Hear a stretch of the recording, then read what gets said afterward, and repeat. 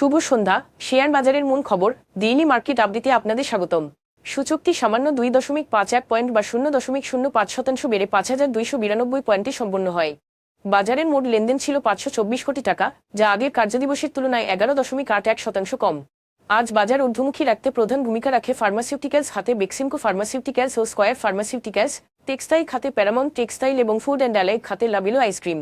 অন্যদিকে ব্যাংকিং খাতের ইসলামী ব্যাংক ও ব্র্যাক ব্যাংক এবং সিমেন্ট খাতে লাফার্জ হোলসিম বাংলাদেশ আজ বাজারে পতন ঘটায়। খাতভিত্তিক রিটার্নের ক্ষেত্রে আইটি খাত সর্বোচ্চ 2.20% লাভ করেছে, আর টেক্সটাইল খাত দ্বিতীয় সর্বোচ্চ 1.77% বৃদ্ধি পেয়েছে। অন্যদিকে ব্যাংকিং খাত আজ 0.97% লোকসান করেছে। আজকের শীর্ষ 20টি দরবৃদ্ধির তালিকায় 8টি টেক্সটাইল কোম্পানি এবং 6টি ব্যাংক বহির্ভূত আর্থিক প্রতিষ্ঠান এনবিএফআই ছিল। ফার্স্ট ফাইন্যান্স অ্যান্ড ইনভেস্টমেন্ট, ফেয়ারিস ফাইন্যান্স অ্যান্ড ইনভেস্টমেন্ট এবং peoples leasing and financial services সর্বোচ্চ দরবৃদ্ধি অর্জন করে। অপরদিকে national bank, Tunghai knitting and dyeing এবং মিথুন নিটিং অ্যান্ড ডাইন ছিল শীর্ষ দরপতনের শেয়ারের তালিকায়।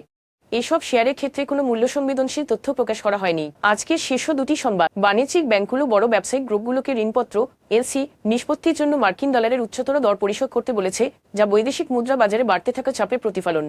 ব্যাংক কর্মকর্তারা জানান, আজ সকালে আমদানিকারকদের জন্য ডলার নিষ্পত্তির হার ছিল প্রতি ডলার 122.80 থেকে 122 টাকা 90 পয়সা, যা আগের দিন ছিল 122.57 থেকে 122 টাকা 72 পয়সা। এই বৃদ্ধি বাজারে ডলারের তারল্য সংকুচিত হওয়ার ইঙ্গিত দিচ্ছে এবং দেখাচ্ছে যে বিনিময় হারের সামান্য পরিবর্তনও দ্রুত বাণিজ্যিক লেনদেন ও ব্যবসার ব্যয় প্রভাব ফেলতে পারে। বাংলাদেশি কোম্পানিগুলো ক্রমশ বিদেশে তাদের কার্যক্রম সম্প্রসারণ করছে। 2025 সালের জুলাই-সেপ্টেম্বর প্রান্তিকে বিদেশে প্রত্যক্ষ বৈদেশিক বিনিয়োগ এফডিআই বহির্গমন আগের বছরের একই সময়ের তুলনায় 9 গুণেরও বেশি বেড়েছে।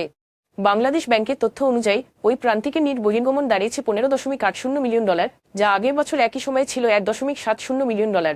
এই প্রবণতা দেখায় যে স্থানীয় কোম্পানিগুলো ইকুইটি অংশগ্রহণ ও আন্তঃপ্রতিষ্ঠান ঋণের মাধ্যমে বিদেশে বিনিয়োগের সুযোগ খুঁজছে এবং ধীরে ধীরে শুধু দেশীয় বাজারে সীমাবদ্ধ না থেকে বৈশ্বিক বাজারের দিকে অগ্রসর হচ্ছে। আজ এ পর্যন্তই, ধন্যবাদ।